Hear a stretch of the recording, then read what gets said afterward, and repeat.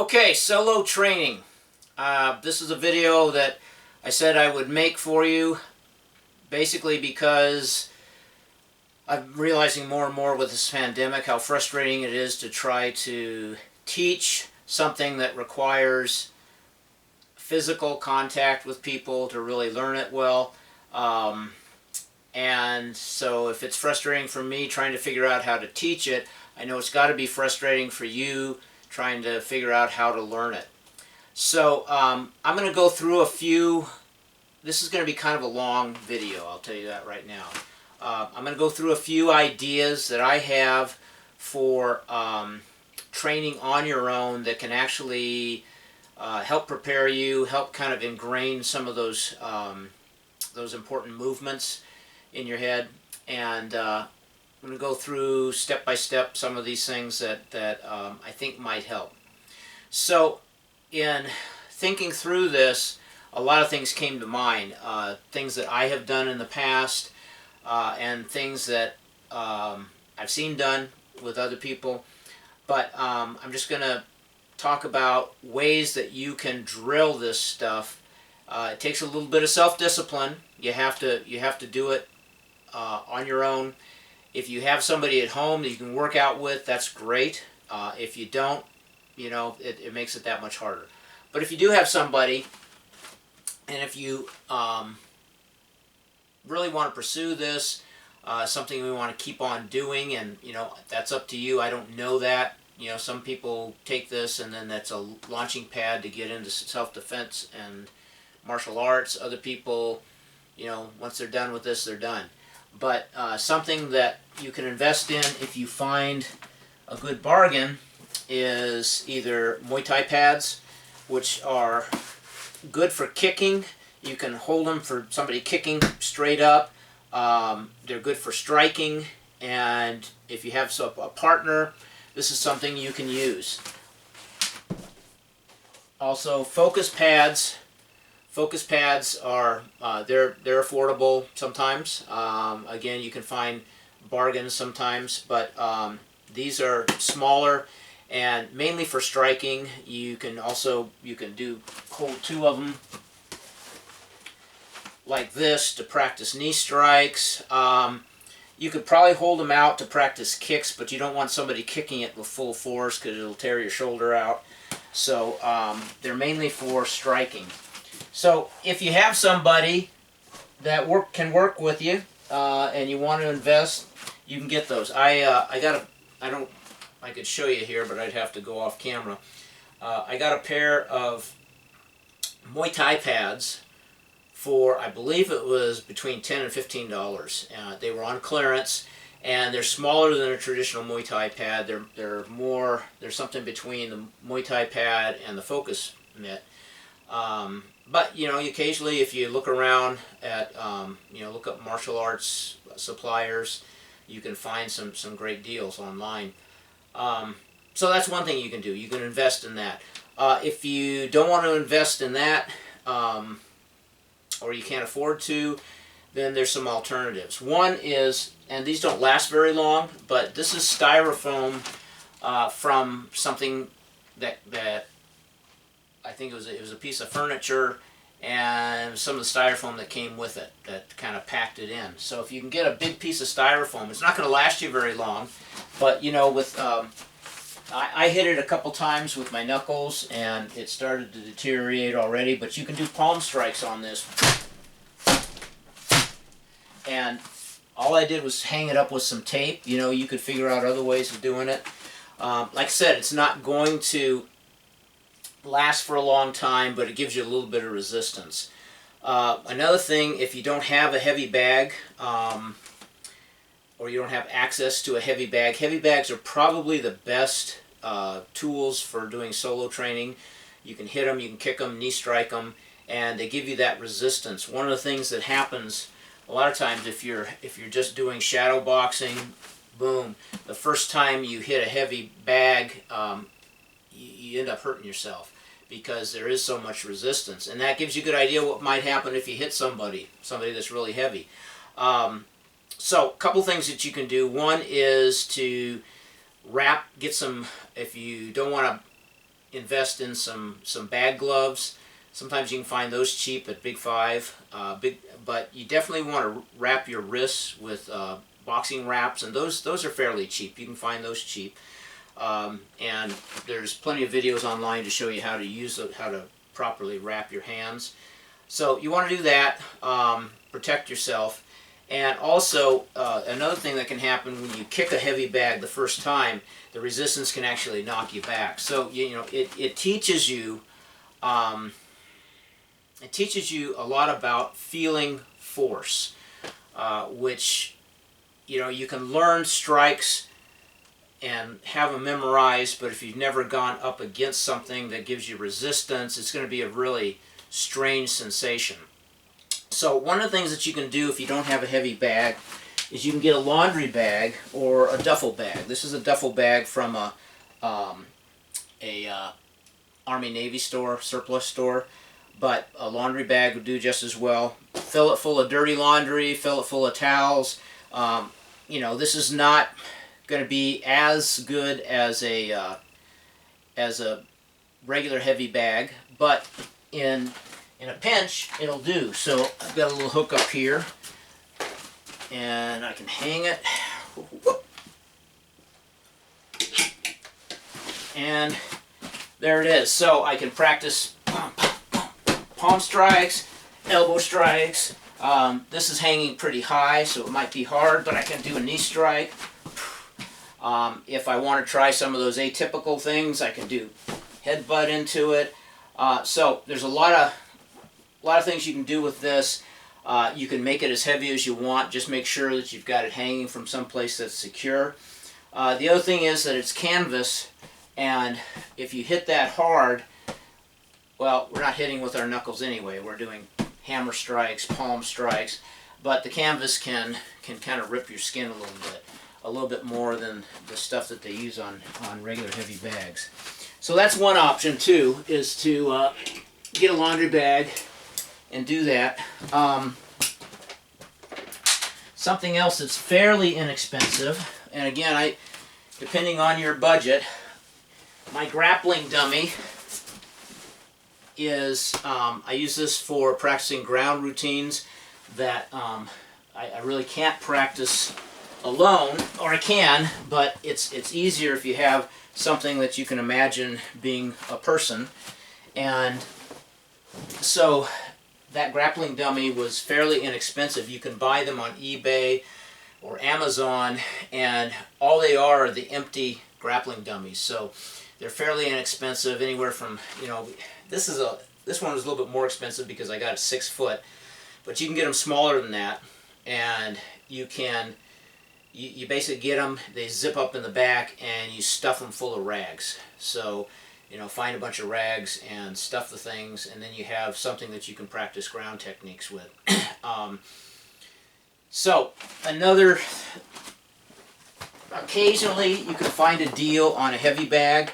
A long time ago, I actually got one for $10, and it lasted quite a few years. It was on clearance, and I've never seen anything like that again. But heavy bags tend to be expensive. This one was free, and what I did was I saw it at on the big trash haul day, Operation Cleanup, and it was just sitting out there on the street. So I grabbed it, and it was wet and moldy, so I had to dry it out and de-stinkify it. But I've used it for a lot of things over the years, and I'm going to show you in a little bit one other way that we can use it. So those are some of the kinds of equipment that you can make, that you can manufacture, or that you can buy fairly cheaply. When I was in karate, I was in karate for a quarter of a century, and I ended up getting out of karate. By the time I got out, I'd already been doing other martial arts for about 10 years. But one of the reasons was, as much as I learned in karate, there were some things that were very impractical. And one of the things that was the most impractical was what are called kata. And what kata are, they are a way of learning techniques, but they're very inefficient, and very abstract. So what it is, I kind of liken it to, my daughter was involved in Irish dance for many years, and so they would learn these dances, and everything had to be perfect because they would go to competitions, and the judges would look at every turn, every, where the hands were. It was amazing how intricate it was. And it's the same way with these kata. They were supposedly, originally, hundreds and hundreds of years ago, meant to be self-defense techniques and a way of drilling them into students. What they become through repetition is just sort of choreography, really. They're routines, and they don't have a lot of connection to actual self-defense situations. So I'll show you one. It's the first one that we would teach in our system. You bow, you get in a horse stance, you breathe, and then you come in and double punch, come back, cross block, come in, double knife hand, come back, cross block, come up, back fist, double punch, punch, boom, boom, boom, boom, boom. Okay, so you can see there's not much practical in that. However, there are some good things about it. One of the good things is that it kind of helps you with movement. It ingrains certain things in your head. They're not always good things. They're not always practical. But you can kind of take that idea and not actually do a kata, or a form as they're sometimes called. But you can take what we have learned so far and you can combine them and kind of come up with your own. If it makes it easier, use some music. But for instance, you can get in your combat ready stance, and you can do 1, 2, 3, 4, 5, 6, 7, 8, 9, 10 palm strikes. Then you can do hammer fist, hammer fist, hammer fist, hammer fist, hammer fist, hammer fist. You can do elbow strikes, kick, kick, kick, kick, kick, kick, palm strike, and just go on like that. So take the, I've kind of narrowed down the techniques as far as striking techniques to a very few. You can take those few and you can combine them. And I think by combining them, you come up with your own combinations. It starts to flow, and it's pretty effective, and it can be a pretty good cardio workout for you too. So that's another thing you can do. Another one that's similar to that is shadow boxing, but with this shadow boxing, we're not just throwing stuff out there randomly. What I'm trying to do is imagine somebody in front of me, and I can even pantomime, look, I don't want any trouble, I don't want any trouble. And then imagine this person throwing a punch at me, and then I'm going to V-step and palm strike. And then maybe I'm going to grab and knee strike. Okay? So I can imagine these scenarios. Maybe he throws a big haymaker punch at me, and so I'm stepping in and I'm blocking, and then I'm coming up with an elbow strike, and then folding that out into a hammer fist. So you can take those strikes and you can kind of do, in your mind, realistic scenarios and counter those scenarios. And then if you come up with one that flows nicely, just do it over and over and over and over. So another way of kind of shadow boxing. And let's see. So I've got some mats here, and mats are really expensive. So what do you do if you want to do ground stuff, or when you want to practice break falls, which we're going to do later in the semester, and you don't have a mat? One thing that you can do is if you can get a mattress. It's the problem with a mattress is it's a very small area. So especially with break falls, it can be a little bit dangerous because if you miss, you end up landing on the floor and hurting yourself possibly. Plus it's pretty thick. But I don't know if you can see it, but I've got this crash pad, and it's the same idea as a mattress. It's works better than a mattress. It's larger, It's designed for taking falls, but it's the same idea. So you can take a mattress and you can practice your break falls.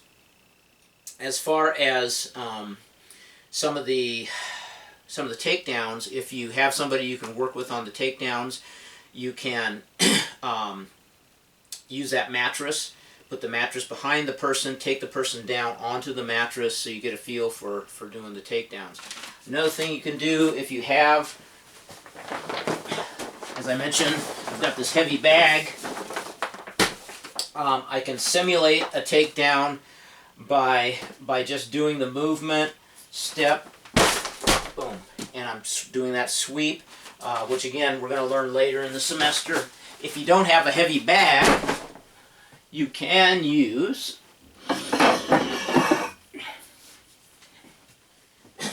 a stick. So if I want to do a sweep, for instance, I can hold that up there, take a step, and kind of get that motion down, which again, we have not done this yet, but we will. So I'm standing in front, and I step, and I sweep, boom, and I put a hole in my wall. Okay, so that's one thing that you can do there. As far as practicing the takedowns, you can actually use a little stick, you can use a heavy bag, or you can get a person that's willing to work with you, put out a mattress, and throw them onto the mattress. Okay, ground fighting. Again, we haven't touched on that yet.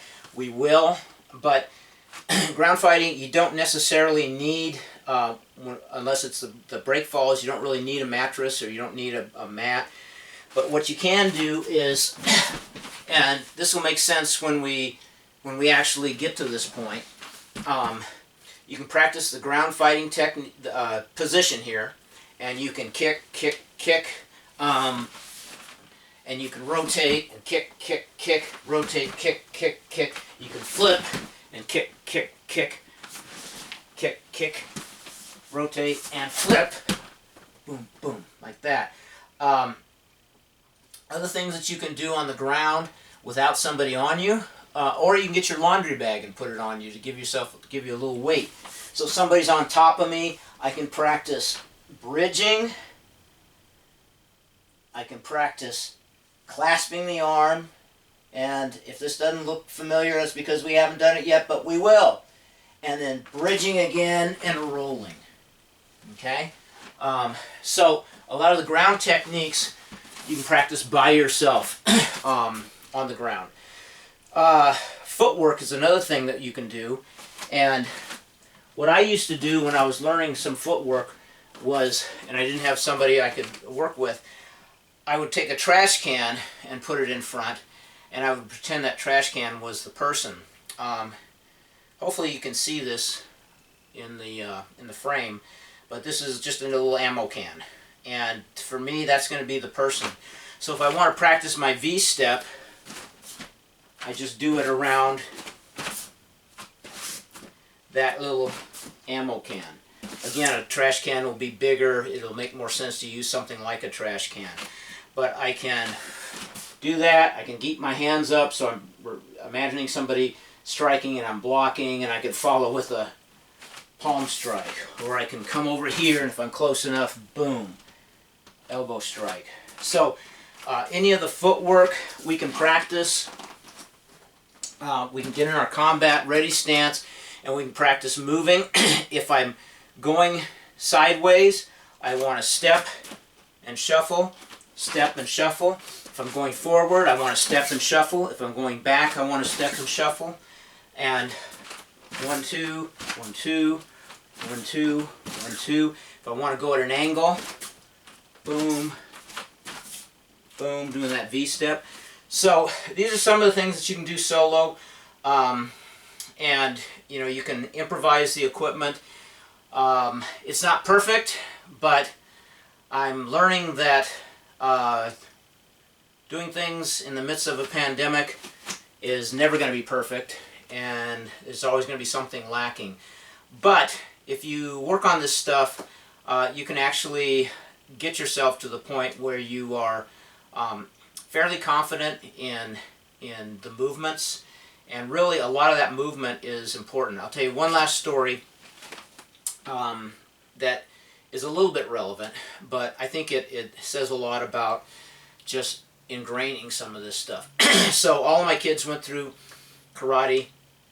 My youngest son was the most serious about it, and he got a junior black belt when he was 16, I think, and then when he was 18, he got his regular first-degree black belt.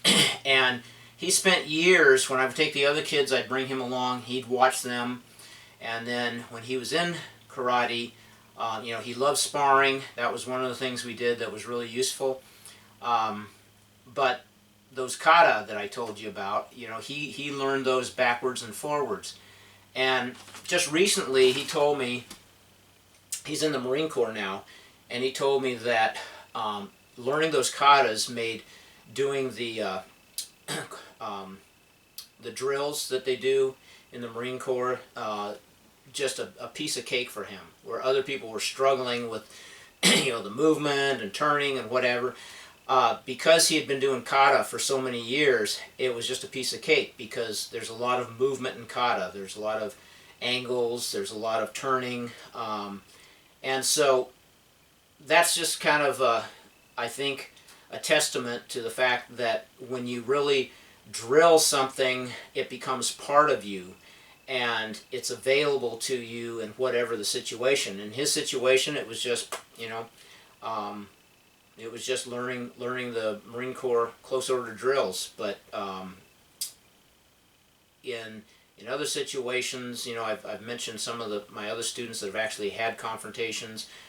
Because they practice this stuff, it came to them instantaneously. So we do the best we can in the midst of a pandemic. And part of that is doing solo drills. I hope this is helpful. Please let me know if you can think of anything else, or if I left anything out, and we'll see you at the next video.